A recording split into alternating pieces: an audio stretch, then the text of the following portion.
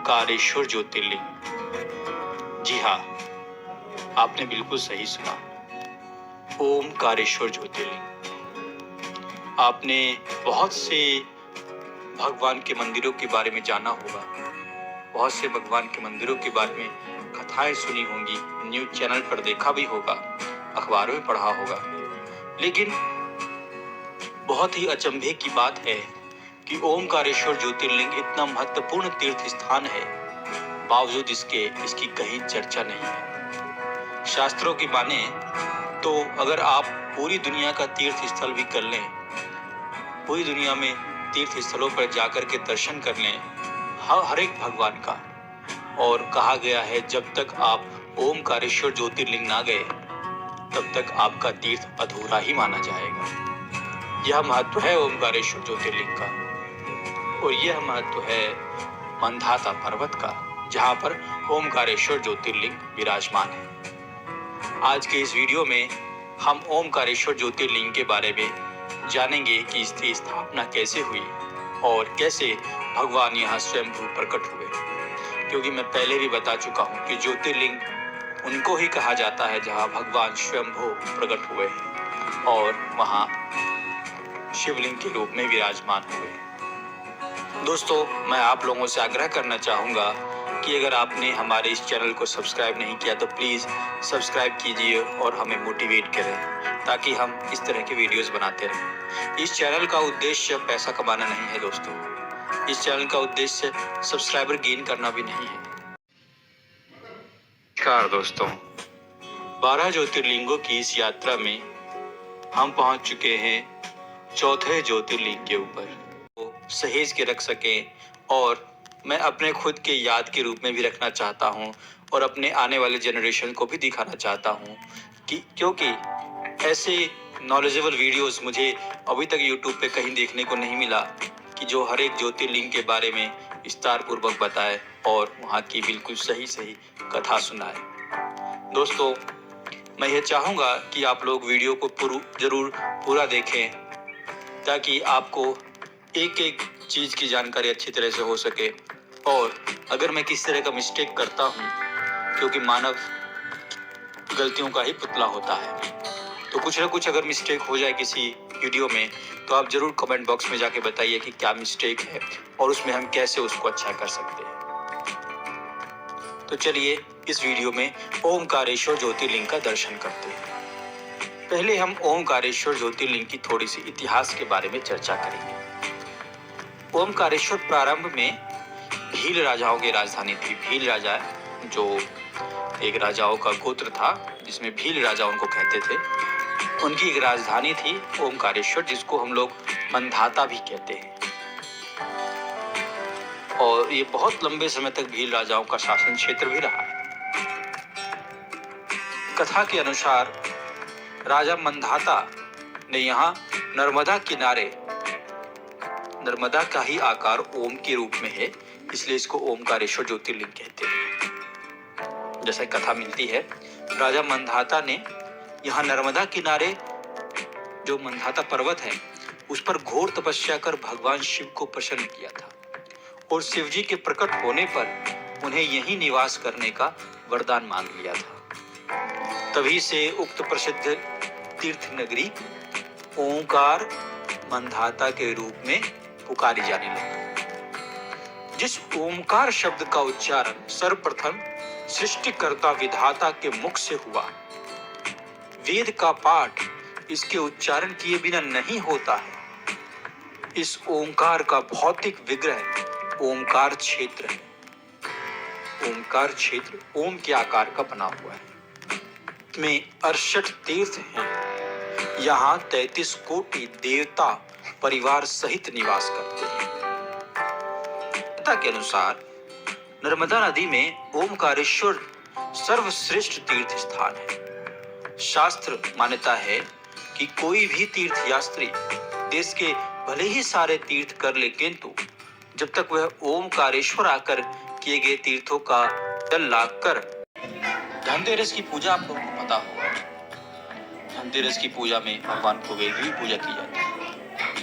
लेकिन अगर हम कुबेर भंडारी मंदिर या ओमकारेश्वर तीर्थ स्थान पर धनतेरस की पूजा कैसी होती है उसकी बात करें तो बहुत ही भव्य तरीके से होता है। सुबह 8 बजे से यहाँ पूजा अर्चना होने लगती है। इसके पश्चात कुबेर महालक्ष्मी का हवन होता है, जिसमें कई जोड़े बैठते हैं हवन करने के लिए। भंडारे होते हैं जो काफी लाभप्रद होते हैं। लक्ष्मी वृद्धि पैकेट, इसको सिद्धि भी कहते हैं, यह भी वितरण किया जाता है।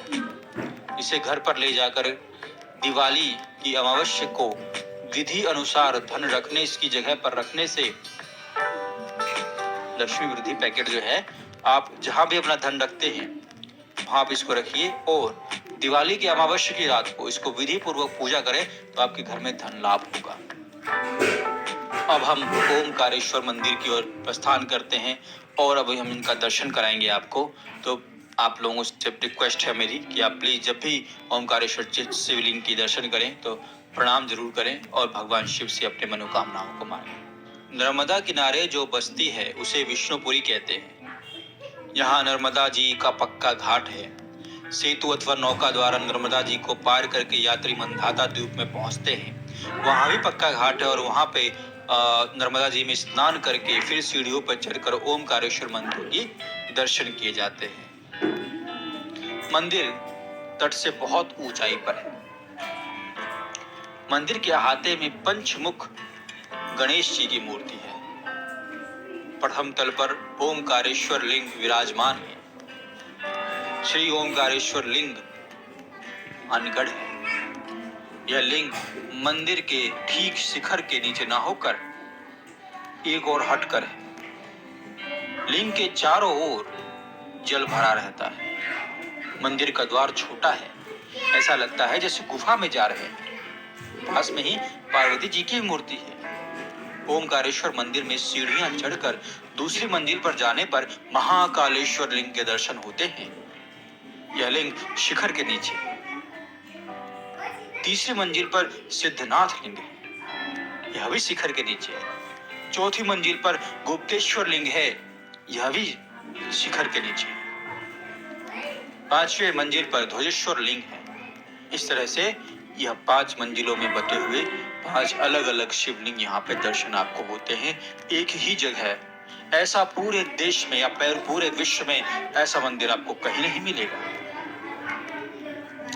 तीसरी, चौथी व 5वीं मंजिलों पर स्थित लिंगों के ऊपर स्थित छतों का अष्टभुजाकार आकृतियां बनी हैं, जो एक दूसरे में गुथी हुई हैं। द्वितीय तल पर स्थित महाकालेश्वर लिंग के ऊपर छत समतल न होकर शंकराकार है। वहां अष्टभुजाकार आकृतियां भी नहीं है। प्रथम और द्वितीय तलों के शिवलिंगों के प्रांगणों में नंदी की मूर्ति स्थापित है। तृतीय तल के प्रांगण में नंदी की मूर्ति नहीं है। यह प्रांगण केवल खुली छत के रूप में है। चतुर्थ और पंच तलों में प्रांगण नहीं है।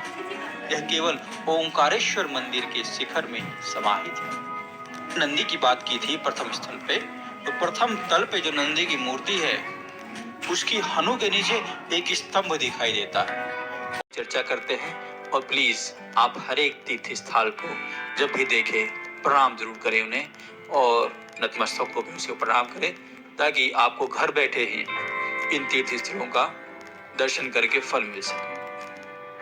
सबसे पहले हम बात करें तो इसके अंदर 24 अवतार मंदिर, माता घाट जिसे सीलानी भी कहते हैं, सीता वाटिका, धावड़ी कुंड, मार्कंडेय शिला, मार्कंडेय संन्यास आश्रम, अन्नपूर्णा आश्रम, विज्ञानशाला, बड़े हनुमान जी, खेड़ापति हनुमान, ओमकार मठ, माता आनंदमयी आश्रम, ऋणमुक्तेश्वर महादेव, जिसके बारे में कहा जाता है कि अगर आपके ऊपर कोई कर्जा है, कोई लोन है, ऋण है, तो जब भी आप यहाँ दर्शन करें भगवान की सच्चे मन से आप अगर पूजा अर्चना करते हैं ऋणमुक्तेश्वर महादेव में, तो वहाँ पे आपके सारे कर्ज मुक्त होते हैं और आप ऋण मुक्त होकर सुखमय जीवन व्यतीत करते हैं। यहाँ पर गायत्री माता मंदिर, सिद्धनाथ, गौरी, सोमनाथ,